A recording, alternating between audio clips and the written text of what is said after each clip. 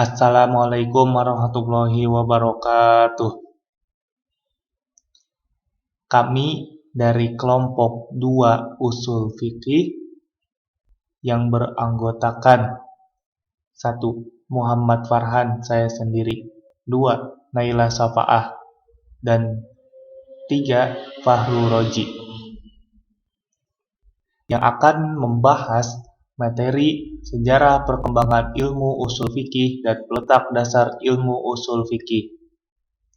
Langsung saja kita bahas materinya. A. Sejarah perkembangan usul fikih. 1. Pada abad pertama, yaitu pada masa Nabi Muhammad SAW dan sahabat, belum ada pembicaraan usul fikih dengan segala bentuk kaidahnya.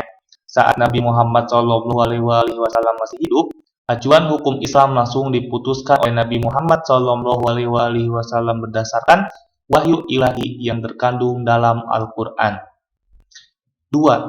Kemudian, pada masa sahabat, yaitu pada setelah Nabi Muhammad wafat, dalam berfatwa dan membuat putusan hukum Islam, para sahabat langsung mengacu pada nas, yaitu Al-Quran dan hadis.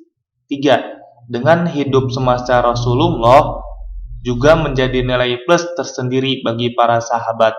Di samping keberkahan suhbah, yaitu hidup semasa dengan Nabi Muhammad, mereka juga mengetahui langsung historis turunnya Al-Quran, atau bisa disebut dengan asbabun nuzul, dan hadis yang bisa disebut dengan asbabul wurud, yang berkaitan dengan hukum tertentu. B. Peletak dasar usul fikih. Imam Syafi'i hidup dari tahun 150 sampai 204 Hijriah, termasuk generasi tabi'in. Beliau berguru kepada Imam Malik di Madinah dan bertemu dengan murid-murid dari Imam Abu Hanifah. Imam Syafi'i disebut sebagai peletak dasar ilmu usul fikih. Mengapa? Karena beliau adalah ulama pertama yang menulis kitab usul fikih secara sistematis, yang berjudul Ar-Risalah. Imam Ibnu Khaldun dalam kitabnya Muqaddimah halaman 455 ketika membahas ilmu usul fikih, beliau mengatakan, orang pertama yang menulis dalam bidang usul fikih adalah Asy-Syafi'i radhiyallahu anhu. Di dalamnya beliau mendiktekan kitab Ar-Risalah yang terkenal berbicara tentang amar dan nahi, bayan, khobar, yaitu hadis, nas, dan hukum ilat yang disebut dalam nas dalam qiyas. C. Usul fikih pasca Imam Syafi'i. Meskipun Imam Syafi'i adalah penulis kitab usul fikih pertama, tetapi kitab ini belumlah sempurna dan menyeluruh. Karena itu, para ulama ada yang mendukung kitab Ar-Risalah, ada yang menambahkan kaidah-kaidah baru. Ada yang menyalahi akidah yang dibuat Imam Syafi'i. Setelah berkembangnya mazhab fikih, mereka mempunyai sikap masing-masing terhadap kitab Ar-Risalah.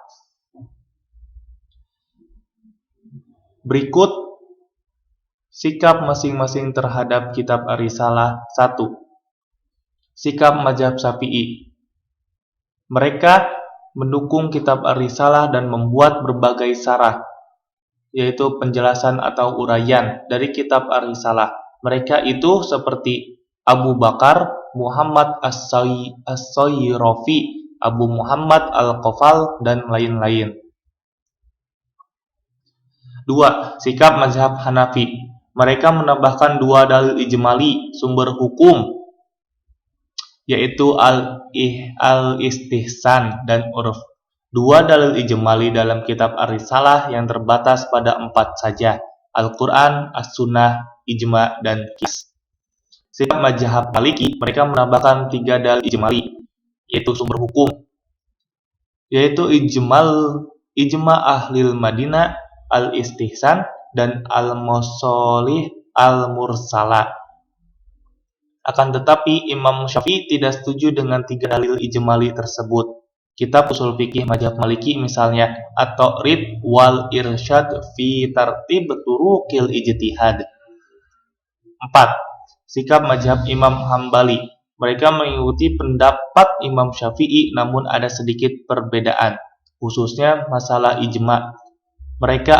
Imam Ahmad bin Hanbal hanya mengambil ijma sahabat sebagai dalil syar'i, sementara Imam Syafi'i mengambil ijma mujtahidin umat Islam lebih umum.